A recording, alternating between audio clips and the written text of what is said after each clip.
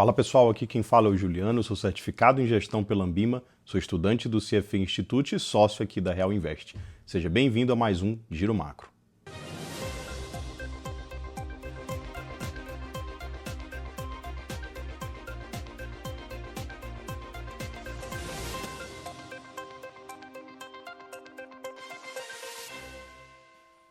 Fala pessoal, então antes da gente entrar na parte do comentário das notícias da semana passada propriamente ditos, fica só aquela ressalva sobre diversificação e diversificação efetiva, diversificação real, geográfica e entre classes de ativos. Um dia ainda vou tirar um tempo para a gente falar especificamente sobre a correlação, em específico descorrelação e correlação negativa dentro dos investimentos. Muitas vezes você tem ali 10, 15, 20 ativos na sua carteira e não necessariamente você está diversificando, às vezes você está correndo exatamente o mesmo risco, tá? Mas a gente tira um dia para falar especificamente sobre isso. Então, ouro segue sendo um dos melhores ativos do ano. A Alemanha, desde que os Estados Unidos diminuíram a sua participação nos conflitos globais, desde que os Estados Unidos começaram a diminuir o apoio à Ucrânia e a Alemanha precisou investir mais em infraestrutura, em armamento, a bolsa alemã vem subindo bastante, né? Bolsa brasileira também vem subindo bastante, apesar dos nossos problemas internos, né? Mas eu comento isso aqui um pouco mais na frente. Então, começando por Estados Unidos, né? Apesar de Nasdaq e S&P ainda seguirem em território negativo no ano, né? Até porque grande parte do fluxo está vindo para países emergentes, então a Bolsa Americana vinha numa tendência de alta de anos e anos e anos, né? Bateu máximas e máximas históricas, então por mais que os Estados Unidos seja a maior economia do mundo, tenha bastante facilidade em fazer negócios, seja uma economia extremamente dinâmica e esteja liderando, pelo menos por enquanto, a corrida pela AI, muito fluxo de capital tem vindo para países emergentes por dois motivos. Porque lá estava caro demais e porque aqui estava barato demais. Então a China estava muito largada, o Brasil muito largado. Então quando você olha o Brasil, aqui, o Brasil aqui em vermelhinho, o Brasil subindo 22% desde o início do ano para cá em dólares, e a China, né, que vinha na frente agora um pouquinho atrás, obviamente por conta da guerra tarifária, subindo 14%, 14,4% em dólares. Mas isso pode mudar, tá, pessoal? Hoje é domingo, né? E ontem e hoje foi celebrado um acordo em Genebra, né, entre China e Estados Unidos, no qual as tarifas foram bastante flexibilizadas. O Trump já procurando um movimento de baixar um pouquinho a guarda.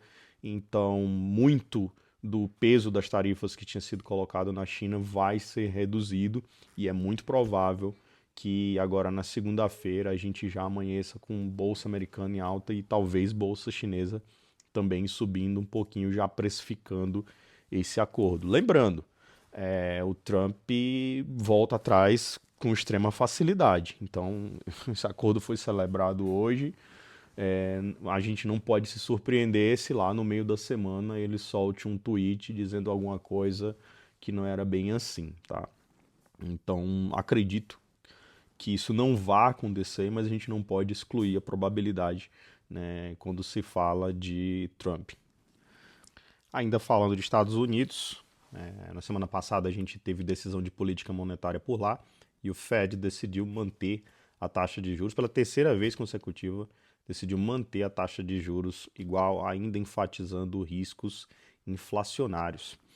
O que faz com que o nosso diferencial de taxa de juros aqui no Brasil fique um pouco mais atrativo, uma vez que nós aqui, né, na quarta-feira também, subimos taxa de juros. Minha opinião, pessoal, acredito que essa tenha sido a última subida de taxa de juros. Dentro do comunicado do Copom, ele retirou um trecho que eu julgo muito importante, que é o trecho no qual ele falava sobre os efeitos negativos da política fiscal dentro da política monetária, ou seja, o governo jogando lenha na fogueira de uma economia que já está bastante aquecida, enquanto que o Banco Central fica lutando contra isso. Então, esse parágrafo ele foi retirado do comunicado 270. Eu fiz um vídeo que está no meu Instagram, que eu comentei um pouquinho mais detalhadamente sobre esse assunto.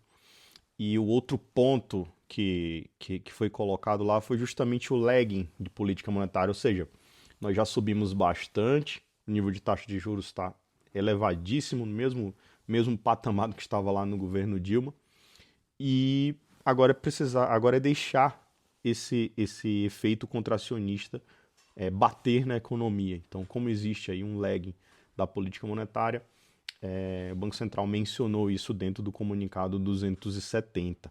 Por esse motivo e pelo fato dele também não ter dado forward guidance, ou seja, de não ter se comprometido com novas altas, lá no finalzinho do comunicado, eu acredito que muito provavelmente este será o último aumento do ciclo, tá? Posso estar errado, essa é a minha opinião, mas acredito que o Banco Central vá por aí.